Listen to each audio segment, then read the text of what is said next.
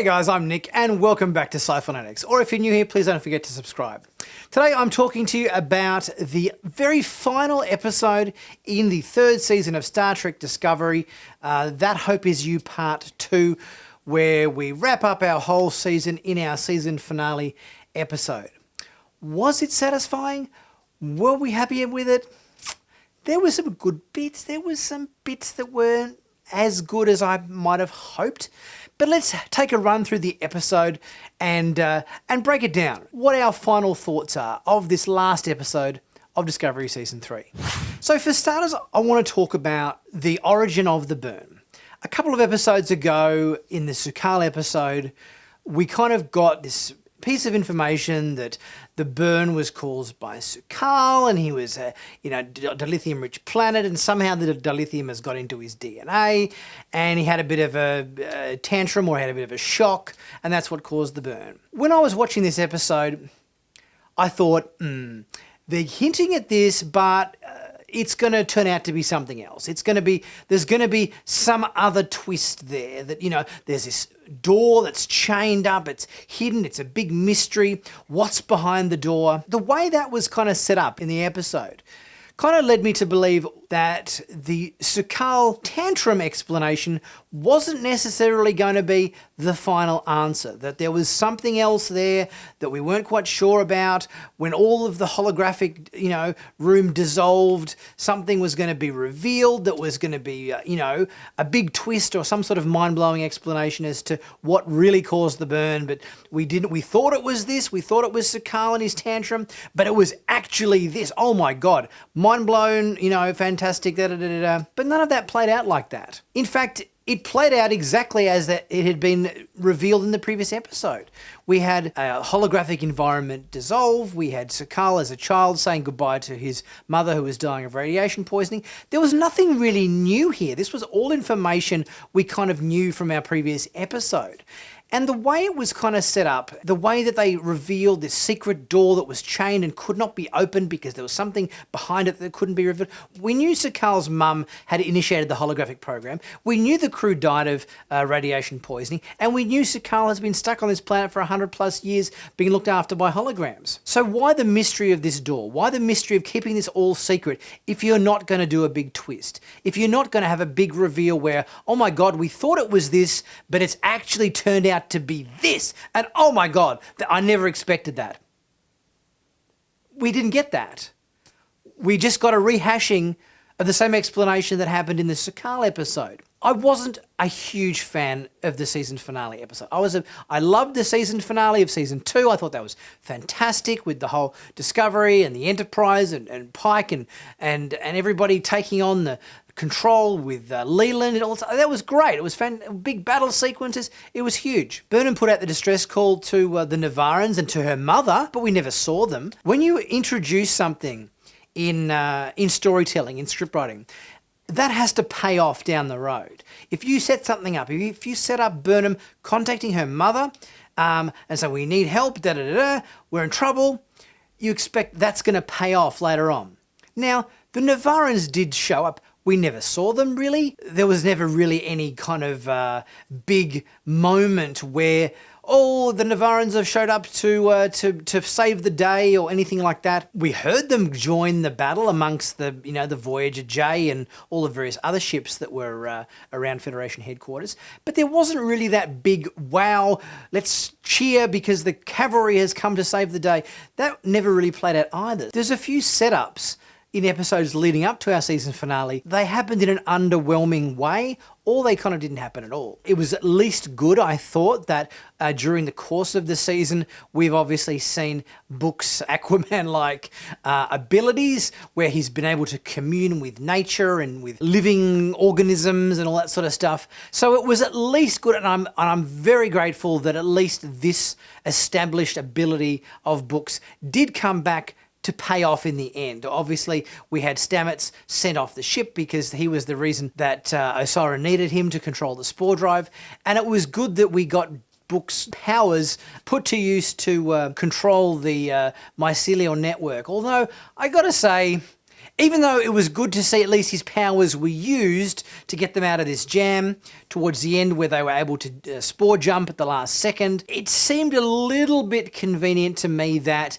he stepped into the controls having never done it before, never had a practice, never run any simulations, never studied up on anything to do with the spore drive. We just kind of had to suspend our disbelief that he was able to stick his hands in the bowls of hand sanitizer and somehow automatically know how to spore jump through the mycelial network. And good that they used that ability in the end, because I think if they hadn't, it would have been, well, why the hell did we set up this plot point in the first place if it wasn't going to pay off? So I'm glad that paid off. However, when he was doing it, his forehead didn't even glow with the orange dots, which seemed like if ever there was going to be a time where his powers were going to be put to the test or strained beyond limit, this would be it. So that seemed a bit odd. It was good to see Tilly and the rest of the bridge crew working as a team in this thing, trying to disable the ship so it would drop out of warp.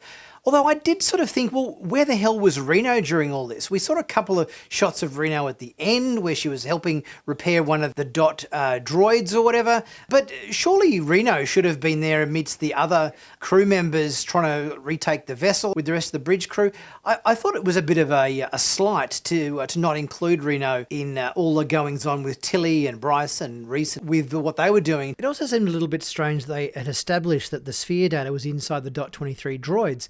But the DOT 23 droids didn't really do anything mind-blowing to save the ship. Obviously, one of them dragged Owo to safety after she'd planted the bomb in the nacelle, but the others were just getting blasted and shot to pieces around the hallways, which sort of seemed a little bit less than what you'd expect from the sphere data, which is limitless and amazing galactic knowledge. In fact, what the DOT 23 droid with the sphere data inside did was probably no different than what one of the regular DOT 23 droids could have done to drag one of the human crew members to safety. That didn't require the sphere data inside it to achieve that, I would have thought. And the other thing I thought was odd is the fact that the actress who would normally be playing Oz Nullis, which is the octopus-headed alien on the bridge. Octopus Head was nowhere to be found, didn't even see Octopus Head anywhere, but the actress who normally wears the costume just assumed this role as this kind of nameless lieutenant and was doing all this stuff with the other bridge crew like she's kind of part of the bridge crew, but she just sort of came from nowhere really, and there's no explanation as to what happened to Octopus Head. So I kind of found that a little bit odd, why this new character was introduced. I thought, oh, okay, they've introduced her and she's playing this kind of nameless lieutenant because she's going to be the token red shirt. She's going to be the one that sends herself to the nacelle, plants the bomb so that the thing explodes, and then the Discovery can drop out of warp and she saved the day, but she sacrifices herself in the process. I thought that was going to be the case. I thought, oh, okay, they're giving the actress who normally would play Oz Nullis this little role because she dies in the end of the season. That didn't happen, and in fact, nobody died at all. Everybody managed to come through this whole event with no oxygen and everything perfectly well. There's a few little things that kind of bugged me a little bit about this season finale, just a few sort of convenient brush-overs, and I think this is a recurring thread. There was some issues with the last episode of Star Trek Picard. Even though I loved the first season of Star Trek Picard, the last episode was rushed. There were things that kind of, rushed through very quickly and maybe plot points that weren't tied up as well as they could have been. And there was a few things, that kind of struck me as along the similar lines in this last episode of Discovery. It was good to see the showdowns between Book and Zara and Burnham and Osira.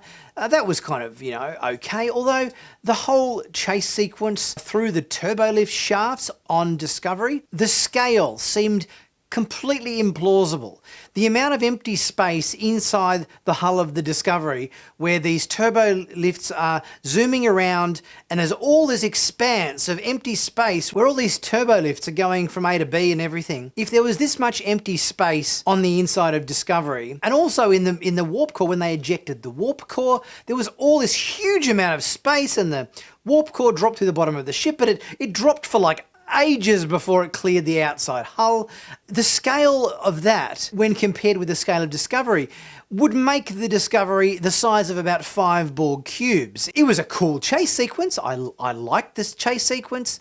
I think it was kind of cool. There was riding on top of the turbo lift. There was sort of another few little nods to Die Hard, I think. We've obviously had an episode previously with Die Hard-esque moments in it where Burnham was doing the whole John McClane thing. And obviously maybe the whole, climbing on top of the turbo lift and everything was another little Die Hard nod, as we've had in previous episodes. So from that point of view, that was a cool continuation of that thread. And although the actual chase scene with the turbo lifts was exciting, I couldn't help but think this doesn't make any sense geographically. Going on my previous observations from previous episodes, that we had a few nods to sort of Star Wars isms throughout this season of Discovery. We had another one in this episode with Osira doing the whole Darth Vader thing where she was choking Aurelio to get him to do what she wanted him to do while surrounded by the sort of stormtrooper-like regulators. The whole conversation between Su'Kal and Saru, although they were nice little moments these characters shared, but we didn't really get any new information that we hadn't already received in that Su'Kal episode, an episode or two previous. We basically had Saru sort of saying, oh, well, Su'Kal, there's things on the outside and you got to calm down and you can't have a big tantrum and I'm trying here to help you. All of the dialogue between Su'Kal and Saru didn't really give us anything new than it had done in the previous episode, Su'Kal. They were nice scenes. It was good to see, Doug Jones doing a fantastic job with his co-star and everything. And there were some heartfelt, tender moments there where he's trying to talk him around and sort of, explain the way of the world to him. They were cool moments in this episode. Great to see, Doug Jones without the makeup on. That was all great stuff.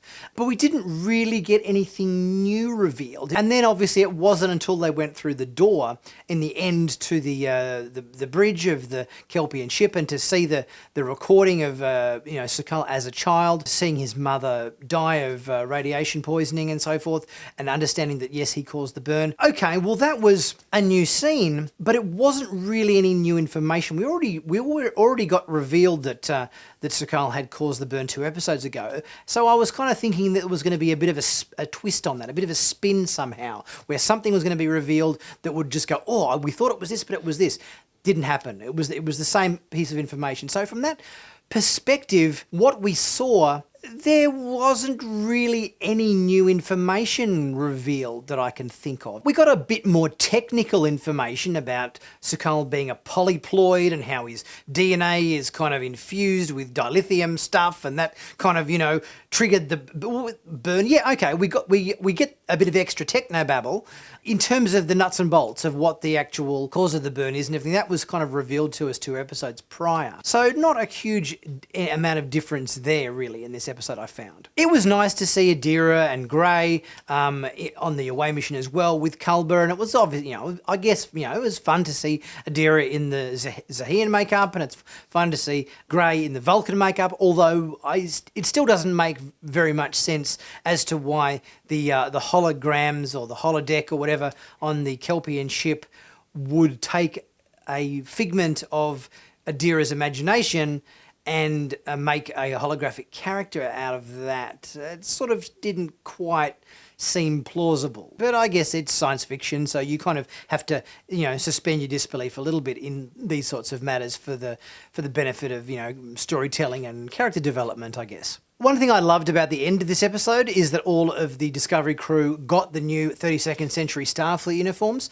That was cool to see. I was kind of hoping that would be the case because it didn't seem like it made too much sense for them to be working under the banner of Starfleet, but they haven't switched to the new uniforms yet. So I'm glad that the crew got the new uniforms at the end of this episode. Although I don't quite understand why poor old Saru got thrown under the bus, and just because he happened to be off on Kaminar just getting Su'Kal settled in, why they had to cut his grass or whatever and sack him as captain and promote Burnham to captain. So I'm kind of hoping that this is just like a temporary acting captain situation for Burnham, and that once Saru returns from letting Su'Kal get settled into Kaminar, that Saru will resume his duties as the captain of Discovery, because I absolutely loved Saru as the captain of the Discovery in this season. I thought it was fantastic. I thought the dynamic as having him as captain and Burnham as number one was great. We obviously had that little speed bump in the middle of the season or whatever, where Tilly got made, first officer, and maybe she didn't do as good a job as she could have, letting the whole ship get captured and everything. So I'm hoping that this posting of Burnham to captain of Discovery is just sort of a temporary thing until Saru returns from Kaminar. I can't say I was a huge fan either of Burnham's "let's go to warp" catchphrase in the form of "let's fly." No, we can do better than that, surely. The other thing that seemed maybe a little bit out of place at the end of this episode was the classic Trek theme at the end. It makes a lot more sense to have the original Star Trek theme when it was the Enterprise and Pike at the end of season 2 and all that sort of stuff, that you can see the connection to original series. So I can kind of see how it's completely plausible in that scenario, but it didn't seem to make any sense. They're in the 32nd century now. They've gone away, almost 1,000 years from where they were. It makes no sense to put the original series musical theme in the end credits. That didn't seem like a particularly correct fit to me. So all in all, I enjoyed this season. Not huge fan of the last episode, and I just think that probably could have been handled a little bit better. But there were some really nice moments in this season, some exciting moments. I certainly think the show has improved a lot since it first started, and I think the big takeaway from season 3 is the fact that all of the bridge crew have now become a family. We know all our characters now, whereas in the past they were sort of almost like extras we didn't really know. So in this season has certainly worked to bring those crew members up to the forefront of our minds, and the crew definitely seems more like a family along the lines of previous Star Trek series. And obviously great to see Saru in the captain's chair. That was a huge big moment for this season, and one I hope they continue for season 4. Speaking of Saru, I have an amazing event for my channel coming up very soon. In a couple of days' time, I'm doing an interview with Doug Jones, who plays Saru on Star Trek Discovery. Stay tuned sometime within the next week. That will definitely be on my channel. I'll be talking to Doug about season 3, maybe some season 4 stuff as well, see what's coming up there, and talking about his character and the show, and all bits and pieces from Discovery from the last 3 seasons. But tell me what you guys think. Did you guys enjoy this episode? Did you think it was good, or did you think there was some things that could have been handled a little bit better?